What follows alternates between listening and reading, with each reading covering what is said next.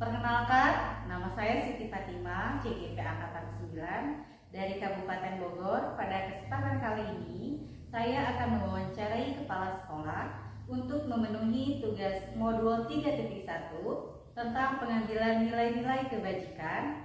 Selamat menyaksikan.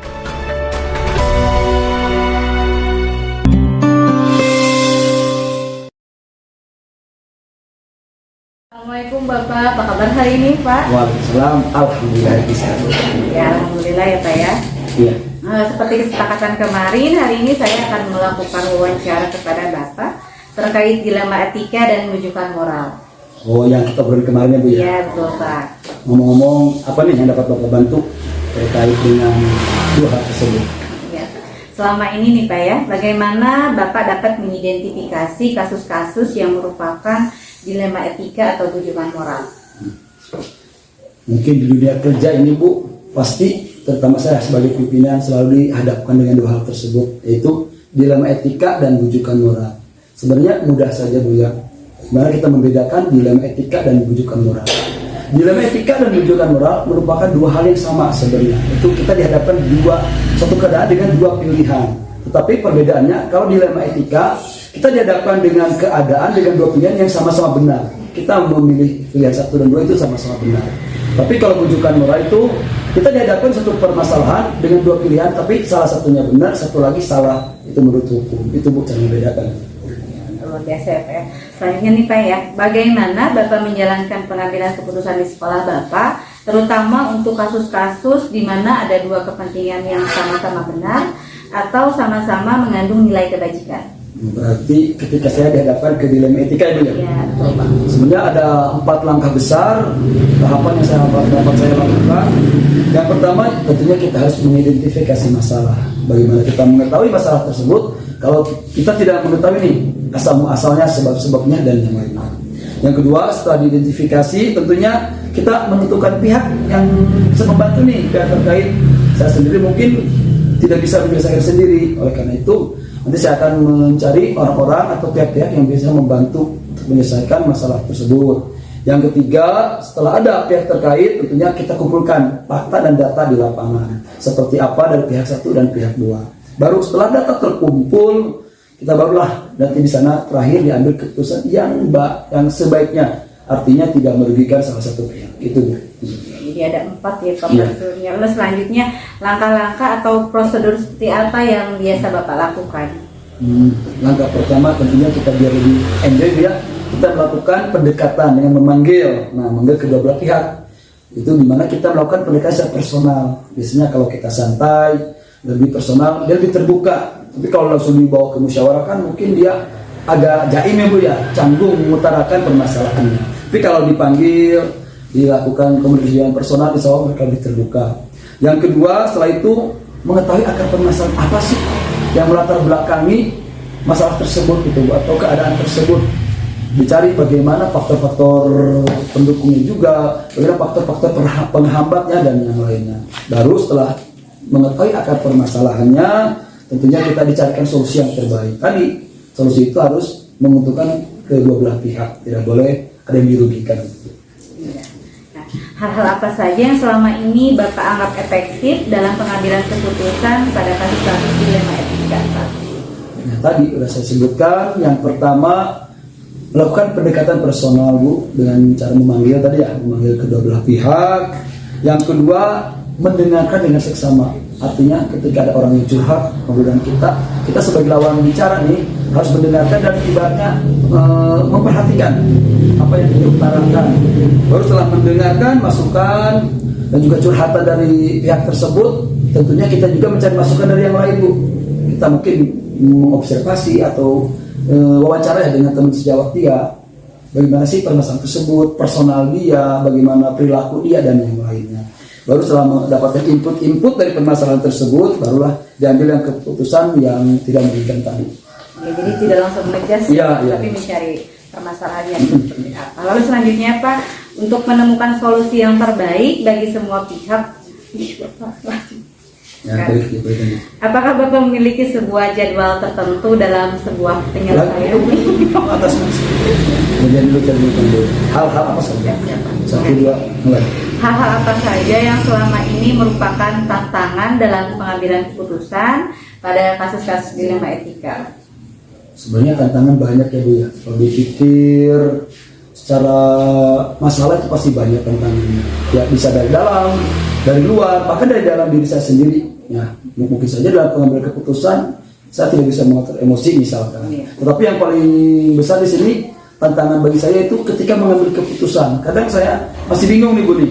Ketika mau mengambil keputusan A atau B, mana sih yang lebih baik? Takutnya keputusan yang saya ambil malah berdampak buruk itu. Bukannya berdampak baik bagi kedua belah pihak atau sekolah, malah berdampak buruk. Nah di situ kelemahan saya menemukan solusi yang terbaik, yang pasti ada risiko ya dua-duanya ya. Yang minimal risikonya yang lebih dikit gitu Bu, yang lebih minim. Itu ya kelemahan saya. Ya, jadi memilih yang lebih sedikit resikonya. Iya, iya. Selanjutnya Pak, apakah Bapak memiliki sebuah jadwal tertentu dalam sebuah penyelesaian kasus dilema etika? Namanya permasalahan kayaknya tidak dijadwalkan Bu. Betul ya Bapak. Kadang-kadang tergantung kita mood kita, kadang-kadang ya kita lagi mumet ya pasti datang permasalahan ataupun rekan kita atau bawahan kita. Di sini tidak ada jadwal khusus. Paling ketika ada permasalahan tersebut ya kita selesaikan di waktu itu juga. Jika memang belum bisa diselesaikan mungkin baru nanti dibawa ke ranah musyawarah. Gitu. Jadi tidak ada jadwal khusus. Tidak ada jadwal khusus ya Pak ya. Insidentil. Lalu selanjutnya nih Pak, adakah pihak yang membantu Bapak dalam mengambil keputusan terhadap penyelesaian kasus dilema etika? Seperti di awal tadi saya paparkan bagaimana cara saya menyelesaikan masalah. Tadi kan yang pertama mengambil DPK, yang kedua mencari pihak-pihak yang membantu ya. Tentunya karena saya kepala sekolah, berada di lingkungan pendidikan, pasti yang saya libatkan yang pertama adalah guru-guru di sekolah tersebut. Gimana pun masalahnya, tentunya kita berusaha sendiri dulu nih, secara intern menyelesaikan masalah tersebut, tidak dibawa di luar. Baru ketika di musyawarah, forum tidak menemukan solusi terbaik, baru saya akan meminta bantuan pihak luar. Langkah pertama dengan rekan kita, partner kita itu komite. Jika masalah tersebut memang belum terselesaikan juga, baru nanti dibawa ke lebih tinggi itu atasan saya itu pengawas. Mungkin itu langkahnya. Jadi yang pertama di internal dulu kita bereskan. Jadi ada pihak eksternal yang terlibat ya, kalau tidak dapat diselesaikan. Selanjutnya dari semua hal yang telah disampaikan Bapak tadi, pembelajaran apa yang dapat Bapak petik dari pengalaman Bapak mengambil keputusan dilema etika? Tentunya suatu keputusan yang diambil pasti ada pro kontra, ada risiko yang diambil. Di sini saya dapat mengambil hikmah. Mungkin selama saya jadi kepala sekolah, yang pertama dalam pengambilan keputusan tentunya dikedepankan kekeluargaan dan musyawarah, di mana keluarga kita yaitu rekan kita, bawahan kita diajak berkomunikasi untuk menyelesaikan masalah tersebut di musyawarah. Selain itu juga mungkin petikan yang saya dapat ambil dalam menemukan masalah atau menghadapi permasalahan harus dihadapi dengan kepala dingin.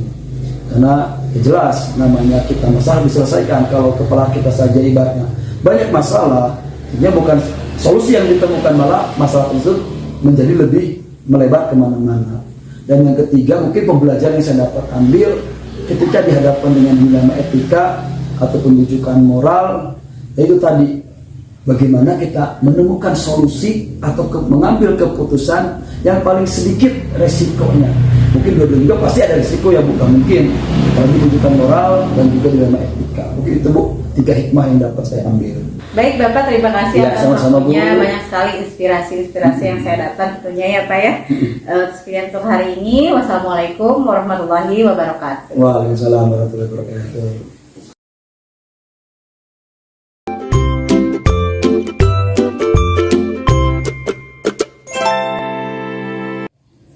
Assalamualaikum Pak. Waalaikumsalam Ibu. Apa kabar hari ini Pak? Alhamdulillah. Bu Fatimah sendiri gimana? Alhamdulillah sehat Pak. Seperti kesepakatan kemarin, hari ini saya akan melakukan wawancara dengan Bapak terkait dilema etika dan rujukan moral. Silakan. Pertanyaan pertama Pak, bagaimana Bapak dapat mengidentifikasi kasus-kasus yang merupakan dilema etika atau rujukan moral? Baik. Biasanya saya mendengar atau melihat berdasarkan informasi awal dari kasus tersebut. Bisa dari informasi guru atau fakta di lapangan.